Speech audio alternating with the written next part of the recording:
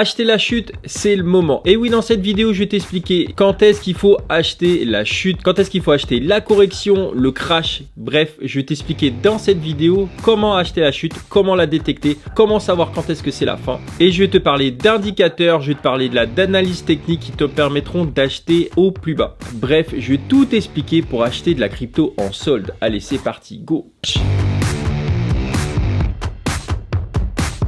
Hello à toi et bienvenue dans cette nouvelle vidéo. Je me présente si t'es nouveau, moi je m'appelle Julien. Ici on parle finance, investissement et crypto-monnaie. Et aujourd'hui on va parler de comment acheter lorsque c'est les soldes, lorsque c'est la correction, lorsque c'est le crash et lorsque tout le monde panique.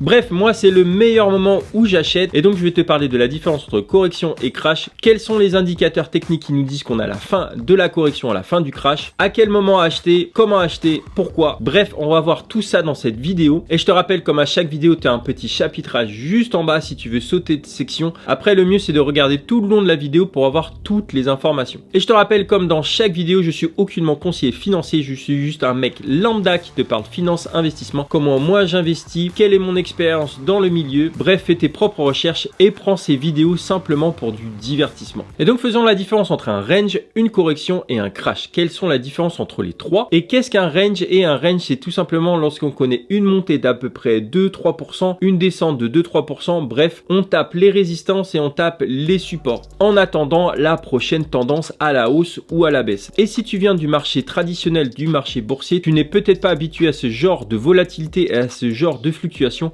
mais en crypto-monnaie c'est hyper courant. Donc ça c'est un range. Ensuite on a une correction. Et une correction c'est quoi? C'est lorsqu'on tape les moins 5, moins 6, moins 7%. On est encore là dans une correction qui est plutôt saine et qui est l'occasion de racheter. Et lorsqu'on connaît une correction du Bitcoin de 5%, et bien souvent les altcoins, c'est-à-dire les autres crypto-monnaies, connaissent des corrections qui sont beaucoup plus importantes, de moins 10, moins 15, moins 20%. Et pourquoi? Parce qu'en fait le Bitcoin c'est vraiment la tête de gondole, c'est lui qui dirige le marché. Et si le Bitcoin prend du plomb dans l'aile, et ben les altcoins corrigent encore plus. Tout simplement parce que le Bitcoin c'était la première crypto-monnaie à être créée et c'est vraiment un élément solide, c'est vraiment un rock. Et ensuite, après la correction, nous avons le crash. Et c'est souvent lorsqu'on connaît des chutes de 15, 20, 25%, là on peut parler de crash. Alors il faut savoir qu'il y a deux types de crash. Il y a le flash crash et souvent c'est provoqué par une baleine ou des baleines qui se coordonnent pour vendre d'un seul coup. Et là souvent ça se voit sur les graphiques avec une grosse bougie rouge en l'espace de quelques secondes. Et ben énormément de crypto a été vendu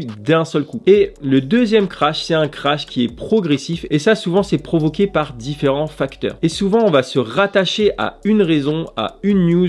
Bref, on va essayer de trouver une excuse pour cette correction qui est progressive. Et dernièrement, lors de la dernière correction d'il y a quelques jours, eh ben on a trouvé l'excuse de Evergrande et qui a provoqué des répercussions sur le marché de la bourse et le marché de la crypto. Qu'on le veuille ou non, la bourse et la crypto c'est corrélé et on a eu la preuve en mars 2020 lorsqu'on a connu la crise du Covid, le marché boursier se sont cassé la gueule et la crypto aussi, alors qu'on pensait que c'était un endroit refuge. Et ben non, la crypto-monnaie n'est pas un endroit refuge et mars 2020 nous l'a prouvé. Et souvent cette chute progressive n'est pas le fait d'un seul facteur, mais souvent ça vient de plusieurs facteurs. Ça peut venir du volume, ça peut venir du RSI, ça peut venir des news et on va voir ça tout de suite après. Mais revenons un petit peu sur notre range, sur notre correction et sur notre crash. Comment détecter qu'on est sur une correction, qu'on est sur un crash et comment détecter ces trois phases là? Et bien tout simplement il faut dézoomer sur la carte et regarder les graphiques. Et si on regarde les graphiques par exemple à l'année et qu'on voit que la tendance monte et que là on a simplement une rouge et rouge mais que la tendance est toujours à la hausse, et ben là on connaît une correction et on va monter plus haut. Mais si par contre et ben la tendance montre une chute, et ben là on n'est pas sur une correction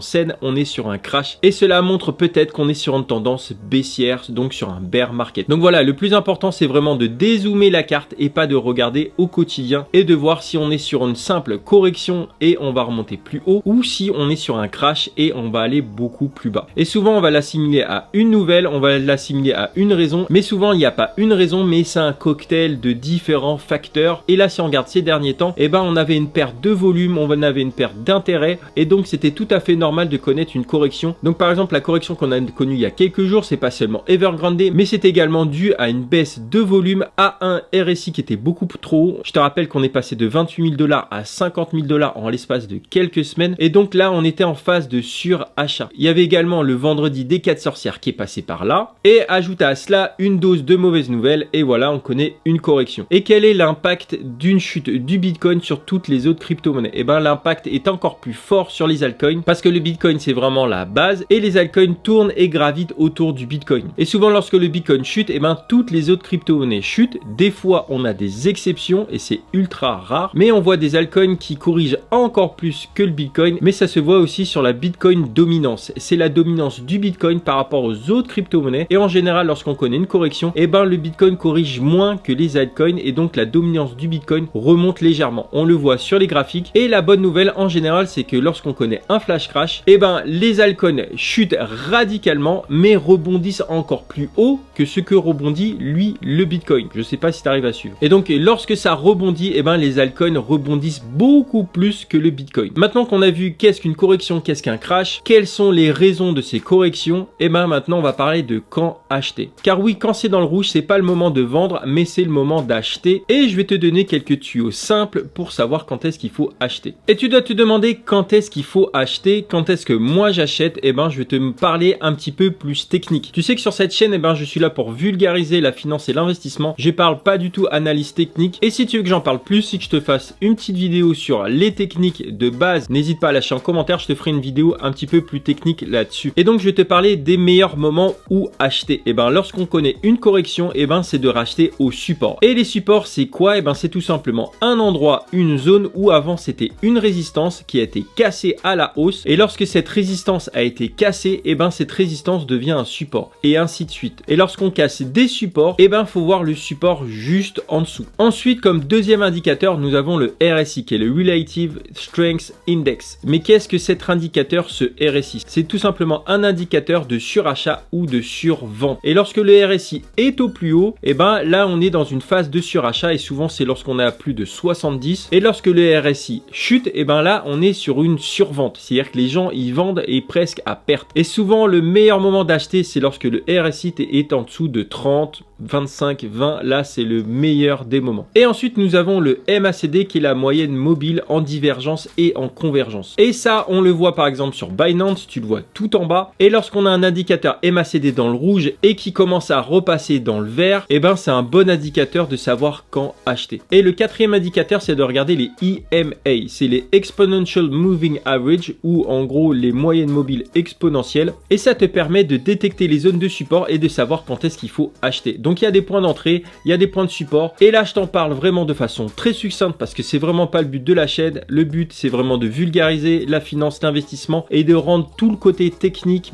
beaucoup plus simple. Et si tu veux que je te fasse une vidéo un petit peu plus technique mais tout en vulgarisant un petit peu la technique, je t'expliquerai les bases de façon très simple. Et donc quand acheter de la crypto-monnaie, et ben il faut que tu regardes le RSI lorsqu'il est en chute libre, lorsqu'il est en dessous de 30 c'est le bon moment, lorsque le MACD est en inversion, de regarder également les zones de support et également le EMA. Et le cinquième indicateur c'est les bandes de Bollinger. Et ben souvent les bandes de Bollinger te montrent une moyenne et te montrent deux courbes. Et lorsqu'on sort de la courbe à la hausse, c'est-à-dire qu'on est en surachat, et lorsqu'on sort de la courbe qui est juste en bas de la bande, c'est qu'on est en survente et c'est peut-être le moment d'acheter. Donc voilà, j'ai essayé de t'expliquer de façon très simple, de façon très claire comment moi j'achète et quels sont les indicateurs que je regarde pour acheter. Et donc souvent lorsqu'on est en période de chute, il faut pas paniquer, il faut déjà pas vendre quand c'est dans le rouge, mais justement il faut penser à acheter. Et pour acheter, tu vas te dire tiens, j'ai pas de liquidité. Et ben ça c'est un problème de stratégie. Il faudra que tu as regardé mes autres vidéos sur la stratégie, sur quand prendre tes profits.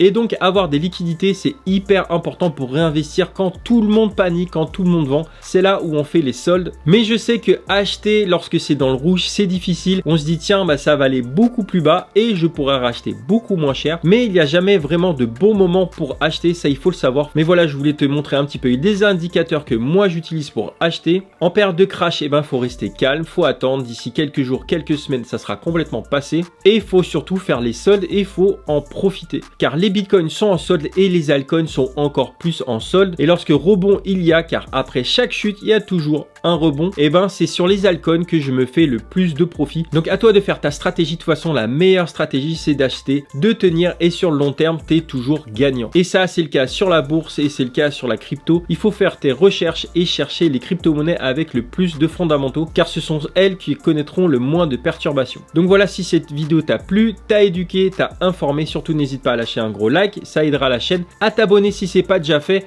à déclencher la petite cloche pour être au courant des prochaines vidéos ou des lives que je fais. Et j'en ai fait un hier en période de crise, car c'est bien d'être là quand ça monte, mais c'est bien également d'être là en période de crise pour soutenir. Je te dis à bientôt pour une nouvelle vidéo, d'ici là porte-toi bien, ciao.